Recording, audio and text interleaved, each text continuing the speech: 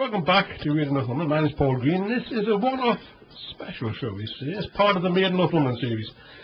Today we're talking about writing, your first book, your first column, your first short story. That's what we're covered in the first half of the series, first half of the programme. In the second part, with my guest, Iain Parke, we're going to talk about, once you've wrote your bestseller, how do you get it out there? Making it the bestseller. Yeah, that's it. I mean, obviously the biggest revolution, I suppose, in publishing is self-publishing. Yeah. But before you could do it yourself, how did books get published? Well, originally everybody did self-publish. If you go back far enough. No, I don't know. Yeah, it was, people would create a book. They'd get a set of people who wanted to buy it. Quite often they get people to subscribe before they wrote it, much like some of the crowdfunding things these days. And then publishing houses arose who would take over all the production side of it. And the traditional, what we think of now as traditional publishing, involves a publishing house contracting you to write a book. They might pay you an advance. That's an advance against royalties that you get if it sells. You generally can't really get to a publishing house, certainly in the fiction world, without having an agent, because in the UK as well. I know it's common in the USA, but in the UK as well. Yeah, many of the publishing houses just simply won't deal with people who don't have an agent, and getting an agent is actually quite difficult. I went to a presentation by one a couple of years ago, and they were saying, well, I can't remember the exact numbers now, but it was a dozen manuscripts a week land on my desk.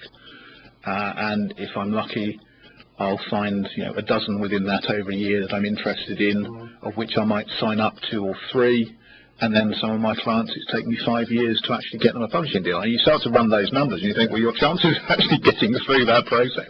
And they will take on ones, they're commercial people, publishers are commercial, they will take on stuff that they think they can sell. And if you are an unknown, first-time author, it's a bigger risk than publishing, the third, the 15th Ed McBain novel type thing. So, there is you've got to appreciate, there's quite a funnel to go through to get a traditional publishing contract. And some of the feedback and discussion that happens amongst the author community these days on the social media is that actually once you've got that, how much marketing, because one of the reasons you'll go for that as an author is because you think, well, I'm going to get all this marketing support, and they're going to put me on front row, and my posters will be in all the bookshops, etc. Yeah, exactly. And I think the reality for many authors is that, okay, well, you've got a publishing deal, but it's still up to you to do a lot of your marketing yourself. What publishers do is they get you an entree into the physical bookshops, which is very difficult for a self-published author to get into. But a lot of the emphasis on marketing seems to come back to the author themselves. So you start to think, well, if I can do that, if I'm expected to do that anyway, and if I can do that anyway, what do I actually need a publisher for? And at this presentation, I stuck my hand up and said, okay, if you're looking at a self-published author, how many do they have to sell before you'd be interested? You think they're selling enough, I'm interested in publishing them. To which the answer from the publisher on the panel was 90,000 copies. And I'm sitting there thinking, well, if I can sell 90,000 copies without you, what do I need you for? So, not that I'm selling 90,000 copies, but I'm working on it. Yeah, and that's all. I'm going off script here because I want to talk about which is the best physical ebooks. But in my naivety when I first get your book in your hand, which is a thrilling moment, I've got to admit that you've achieved something. Not everybody can go on written a book. My naivety thought, okay, as that Tesco, here I come. What you find, and this is a warning to perhaps stop, don't bother wasting your time, is any large company like ours, like Tesco, will not take on a small, even if you've got a publishing deal, they won't take on a small publishing company because one, they think you can't supply the demand they have. So, as you say, is it worth getting in? And the terms on which books are sold into physical locations are usually on a return basis. So the publisher will print thousands of copies, send them out via its sales network to bookshops and to, if they can get them into them, likes of Asda and Tesco. But they'll sit on the shelves for a relatively short term, and if they don't sell in the first 2-3 months, they get sent back to the publisher, who either pulps them or sticks them in a remainder shop. So you've got a very short window, particularly if you were a new author, I think, a very short window to actually make an impact before you're not exactly yesterday's fish and chip wrappings, but the publishing equivalent. I mean, just two things. Well, first of all, the 2 book signings at Waterstones and W.H. Smith, and the books were sent, 24 copies, on sale of return. But obviously forgot to be there because they didn't send it back, so we got that. But again, if we've talked about being a writer, you've got to handle negative feedback. Oh yeah. But perhaps the worst thing I'm going to say is you walk into a local bookstore, there's not many independent on left, there's ones on more, but they see your book in a bargain basement basket. It's so destroyed. What happens? I found I could buy it cheaper. I could buy a book from the publisher. My mum called me up one day and said she'd seen my first business book in the local charity shop on the and I thought, well, at least somebody bought it. As long as it looks like it's been opened. Yeah, correct. No, as I said, you've got physical books, which until about 2 years ago, I thought I would never read an e-book, and I converted. And you've got e-books. In a new author, going down the self-publishing route, is e-books really the only realistic way to go? Or can you self-publish physical books? You can self-publish physical books. And there is a service, for example, called CreateSpace, which is Amazon owned, where you can upload your document, create a cover, and you can self-publish your book in physical form, and it will sell through Amazon and some of the other online outlets, because it's all done on print on demand these days. But if you decide you only want to go for a physical copy, you will be losing, I would guess, on my experience, you'd be losing 80% of your sales. Really? Yeah, because I being a boring nerd, I actually track my sales, and north of 80% of all my sales are ebooks. Yeah. Unknown to me, I was going to be given a Kindle by my daughter for Christmas, and I was still a devout physical book in my hand, and I was taking the mickey saying, "Oh, I've heard you can get a 3D e-book now," which is like, "What's that? What's a book?" But now it's good battery life. No, it's gone. My Kindle. But to be able to sit there, even I live in the middle of nowhere, I'm sort of 20 miles from the nearest town, and buy a book. It's fantastic. It's like I was emailing a chap who runs a motorcycle magazine last week, and I'm just going to send him a copy of the book for review, and he said, "Oh yes, I'm just reading it on my phone at the moment." Okay, Kindle I can handle. Reading it on your phone? You're going to get about 2 sentences at a time, aren't you? So, somebody's in the first part of the show, they've learned they've got to write a book, and the steps they can possibly take to write a book. They've got a book out there. What's the first step? You mentioned, I asked you and another friend of mine, because I'm going down the route of possibly self-publishing. The first thing you said, you've got to get an ISBN number. There's an ISBN number. You can. There are various places which will publish for you, and you can use their ISBN number. But if you want to be a self-publisher, what you need to do is get a block of these ISBN numbers. They're essentially numbers that identify you as a publisher and your individual books, and it's a relatively straightforward process. I think the step before that, however, is you have to make sure. We talked about having a good product. You have to have a product that really is good in terms of not just your writing of it, but the copy editing, the proofreading, the layout, etc. Because a lot of the comments that you will get back on, even on Amazon reviews, are people. People will pick you up on typos. They'll pick you up on, well, I loaded on my Kindle and the lines didn't format properly. People are very picky about the quality of what it is you're putting in front of them, which isn't just the writing, it's the presentation and formatting of the writing. So it's worth, if you're not an expert on formatting, it's worth finding somebody who is, to make sure you can present the best quality product that you've got. So does the formatting vary depending if it's a Kindle or a MOOC? Without getting into too many details, yes. I mean, there's a company called Smash Words that you can publish with, and they need you to set out a very plainly formatted thing, because their system will then format it into different formats for all the different types of e-reader, etc. So it can get a bit technical, and it's just one of those things where, you know, if you're going to put something out and do it seriously, you need to get it properly edited and laid out. Do you think that's better done by a professional or learning yourself? I would get a professional to do it. I mean, I'm lucky I have one in-house, as Yeah. we've discussed.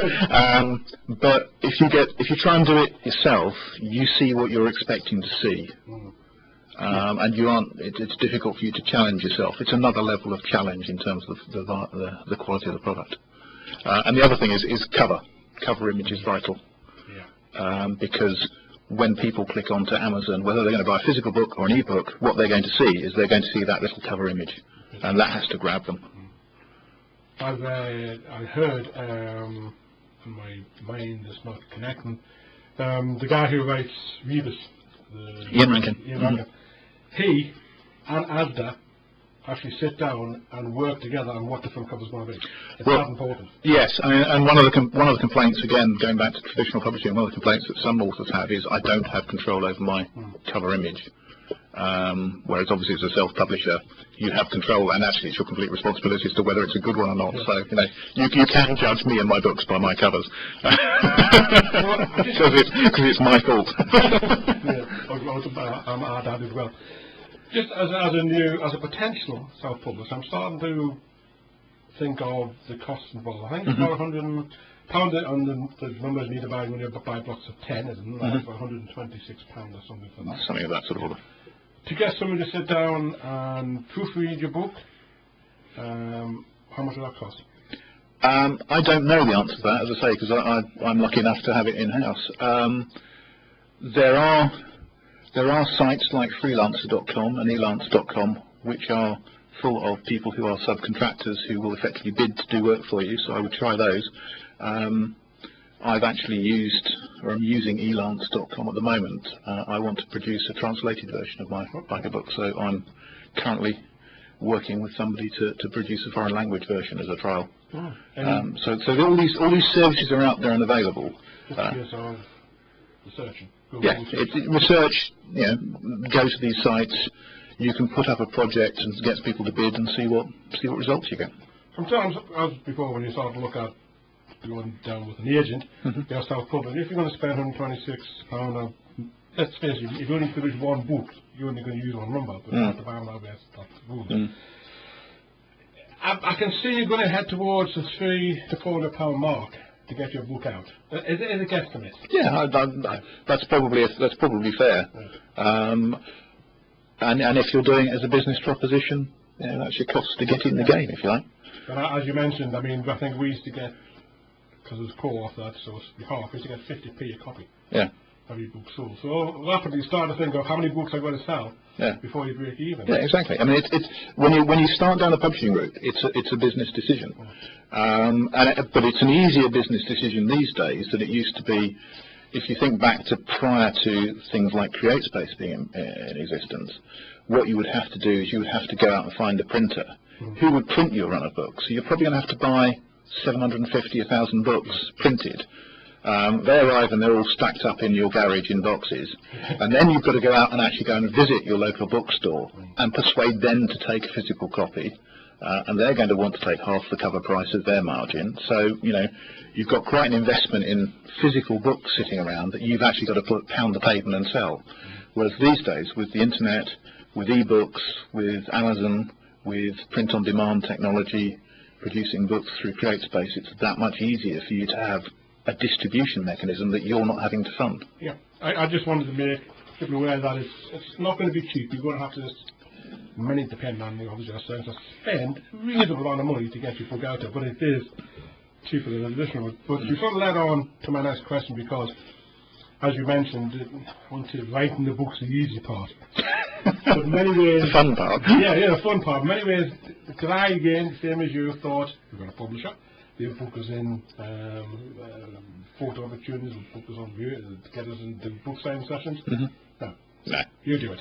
Yeah. So literally, what do you have to do? Once you've physically got a good cover, your book's been printed, proofread, it's all out there, it's ready to go, what's the process you have to start to get to in front of people? You sell your soul. You have to get out there and promote it and push it. So you need a website that gives you a profile. You need to create press releases and send them out and see if you can get people to review copies. You need to approach blogs and see if you'll get people to review copies and post a review. You need to get out and use social media, so have a Facebook page, join groups that might be of relevance, build your audience through those. You need to have Twitter. I've got a Pinterest account. That's quite good. You need to check out my Pinterest account. There's some interesting stuff on that. I'm on LinkedIn. You've got to get yourself out there and be relatively shameless about pushing stuff without hacking people off by just completely spamming them, which is the easy thing to do. Is just to push too much stuff out, and I've been guilty of that in the past, I have to say. But it's a balancing act. But what you really then find is you then start to, as I say, have interactions with people who are interested, and they are your best ambassadors by far. There was something that somebody said to me relatively early on when I was writing, and that was that books sell because people you don't know speak to other people you don't know. It's about word of mouth. Yeah. And what you want is to build up an audience of people who like your work and say to their mates, "Oh, I've just read this, you'll really enjoy it." That's what you want to get to. Physically, actually on social media. Yeah. Yeah. Social media now, because Google Analytics, or basically, because if somebody goes online, even to the extent that somebody's listening to the show and doesn't realise that your name, Iain, is spelled with an A, and the Parke's got an A in the end. Yep. They could just type Iain Parke in. Yeah. And if you haven't got a high internet profile, they won't find you. Yeah, so if I can just make that clear, IAIN Parke, he says, we're plug, bad-press.co.uk. You do need to make sure that you have got a high profile, that you're being quoted, etc., so that people can find you. Again, you might build the world's best mousetrap, but people aren't going to beat it past your door. You might have written the world's best book, but if they don't know about it, they're not going to buy it. And that's a whole new skill set, because I've had the worst start in the world. But I can sometimes go on a site and see misspelled words, or a sentence not starting with a capital. So if you're going to make all the effort to write the book, you've got it there, published, somebody can buy it. You've also got to have your own skill set to be able to make a web page or pay to get it paid up. If you're going to have to write a copy, you've got to have a Facebook page, make sure it's the best representation for you. At the end of the day, you are basically the product. You're selling your product. And you've got to think of all the different ways to do it. I'm sitting here wearing a T-shirt that I've had produced. People may ask about that. Yeah, exactly. I mean, I popped into the post office on the way here. Somebody leant across around the post office to read it. So it's fairly shameless self-promotion. Just pause. I'm the same. I had a hoodie which now is wearing. I'm just a gardener, packing the weeds down, and I had by then websites like thebanker.com. The amount of people who thought, "What's that mean?" Standing in the queue with the supermarket and ask you. Really was interested as soon as I started talking to them. I was interested, but at least I ask, and they say it's free promotion. For the sake of 20 quid for a T-shirt or whatever. Now, we mentioned before, I think many people will be quite surprised just how much authors get paid per book. And this is why you've got to sell, or you've got to have, if you're Cheryl Cole, Ozzy Osbourne, if you're a big name, you're going to get a better deal and you're going to sell thousands. Is there anybody you know who is a self-publisher who is that a full-time job? There's nobody I know personally who's done it. I mean, again, once you one of the good things these days, again on social media, is that there is quite a network out there of groups that are for people who are self-publishing. who swap links, stories, what have you, and so you do come across through those the stories of people who have actually managed to make it into making it a full-time job, and I suppose you also get to see how other people are marketing their books and what techniques, what tricks they use, what seems to work, what doesn't seem to work, and it's quite a vibrant community that you can become part of, with people who will quite happily swap reviews, swap hints and tips, interview each other on their blog pages. You can become part of that community, and that's really quite helpful. It does strike me, as I've been listening to you, and we've talked through the process, and you mentioned that 99.9% of the people who are self-publishing will have full-time jobs. So in the writing, and I'm assuming you may be started. Well, there's been some stats. I think I'm right in saying that the average author makes somewhere between about $5,000 and $11,000 a year. Right. And that's the average across everybody. So you've got the J.K. Rowlings and James Pattons at one end, and that tells you that there's quite a lot making substantially less down at the other end. Well, the way you described it, and the process of the marketing, and while you maybe you're marketing your first book, you could be writing your second or third or fourth book, the interaction with other authors, the sort of having a web page, keeping it fresh, keeping your Facebook page, it's a full-time job. Yes. But you fit around. I mean, I'm probably on. It drives my wife nuts that I don't come to bed when it's bedtime. But I'm probably on my computer for about an hour each night, just dealing with Twitter feeds, social media, etc. As a daily thing, and let alone actually then writing things and, as I say, having a day job as well. Yeah. So if I could become a full-time writer and give up the day job, that would be fantastic. Have people to do this sort of thing? Well, to be honest, I quite enjoy it because again, it's a chance to interact with people. But it's not my core skill. No. So if there was a way to employ somebody who had good marketing skills that would be a cost-effective investment, then with my publishing hat on, that is something that I would quite happily be looking at because it then builds on itself. But many of these Twitter feeds and Facebook feeds, it isn't a real person sitting there going. No, but in my case it is. Yeah, in my case it is, folks. How do books get into libraries? I mean, I donated my book. Are libraries as relevant as they used to be? And do you get the same fee from them, or do you get a percentage of how many people? With my traditionally published books, those are available in libraries, and there is a thing called the public lending rights payment. So I get a cheque dropped through the door once a year, which is based on the number of people who've borrowed my non-fiction books from libraries. As a self-published author, it seems to be quite difficult to get into libraries because, for whatever reason, their purchasing processes don't seem really to be geared to taking self-published work in.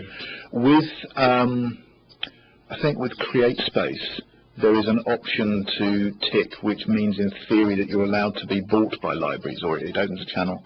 But I think I'm right in saying that they only make that available if CreateSpace provide the ISBN, as opposed to using do. So as far as I'm aware, none of my fiction is available in libraries. And I actually don't know how to get it into libraries. If anybody from the library could get in touch and tell me, that'd be fantastic. They could email you at?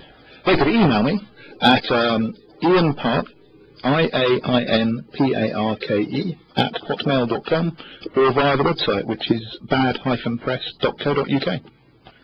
Yeah, I'd be interested, because I gave a book to my local library and I've never seen it in the shelves.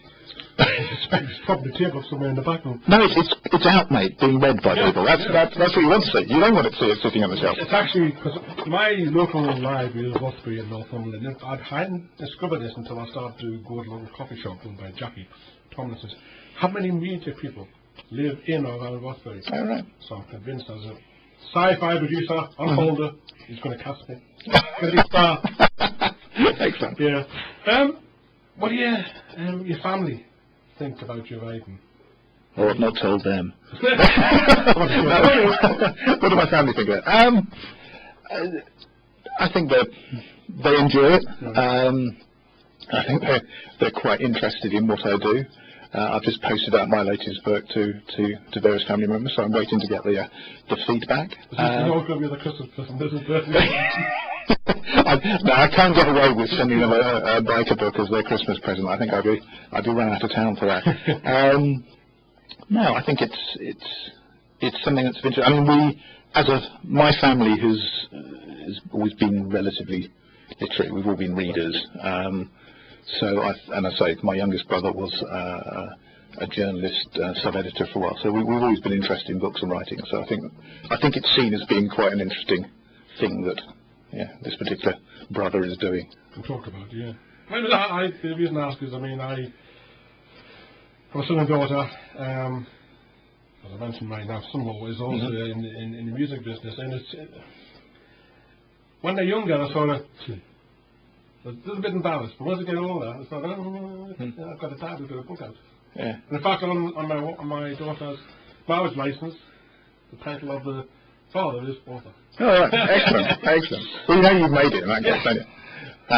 And as we said, my biker books have been optioned for TV, so I mean it's a long way off still yet, but assuming that happens, and when that happens, I think that'll be quite a big thing. That'll be quite a fun thing to sit down and watch the DVD series when it comes. Yeah, because again, it's if anybody who hasn't gone through this process, first of all, it's writing a book, and also starting to explore writing in general. I said with columns, and the process of getting on TV. Most people obviously will see an actor on the screen. What they say, and the things you laugh at, you think is great. Somebody has sat and wrote, and it's surprising that many hit films and TV series is on the back of a very successful writing team, and I find that process quite interesting, because, as you say, if the new British Sons of Anarchy come out, no doubt the actors will get the attention, but in fact, without your writing, they're just vehicles. So never forget, behind every star there's a good writer sitting there pounding the screen. Yeah, the writers are definitely the bottom of the food chain, I have to say. Well, I did this show with a woman who's part owner of a bit of TV company in Lydon, based in London, Ryan TV, and she originally sort of the process. She actually was first of all on Baker Girls, a native artist, and she was a scriptwriter on Brookside. Brookside. But she says, I mean, I had this idea of the scriptwriter with the pencil behind the ear, the director calling for an emergency scriptwriter. It doesn't work that way. As you see, they're just not seen. Yeah, it's a fascinating process to get involved with, I have to say, and I'm enjoying it immensely. Although it is taking.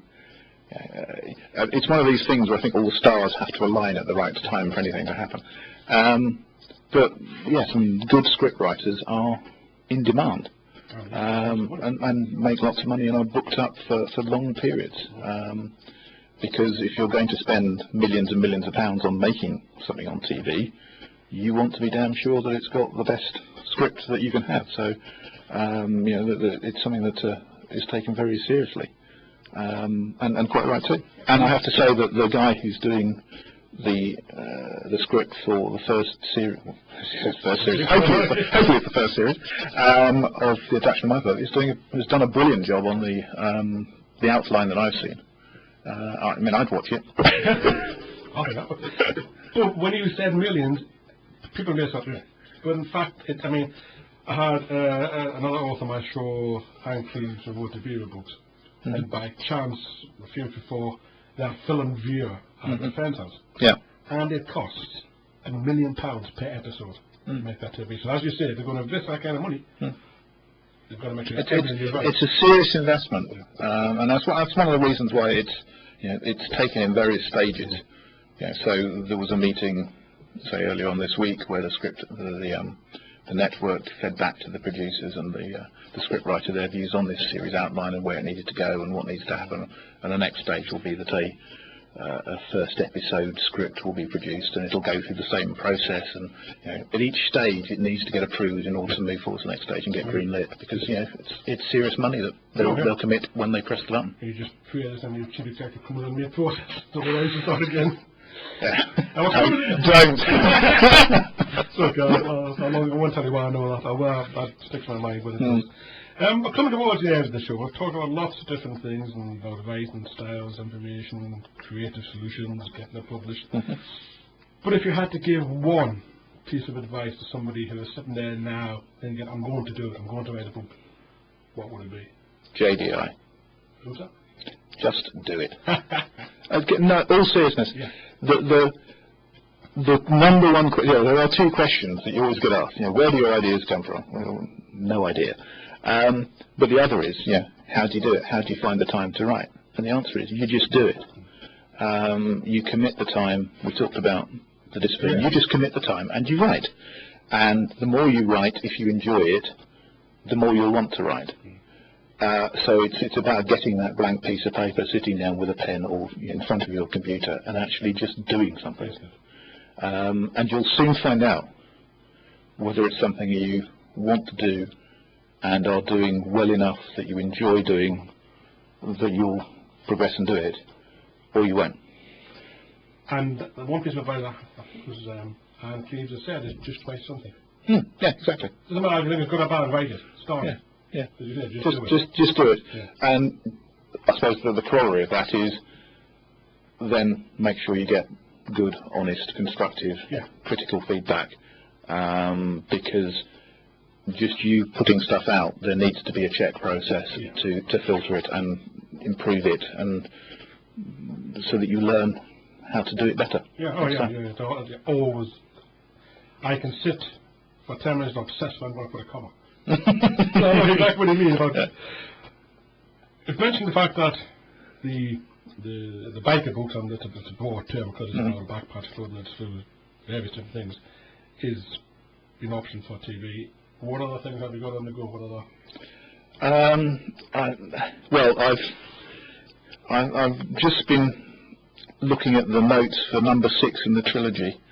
The last book was the Lord of the Isles. Yes, so that's number 5 in the trilogy. It just seems to keep evolving, and I do have an idea for number 7 in the trilogy, which so I'm not sure where that is actually going to end. I've got a number of other writing projects that I am trying to find the time to do as well. So I've got a couple of other thriller ideas that are non-biker related. But it's this problem of when you start writing something, it creates all these other ideas, and you so I've got myself into this.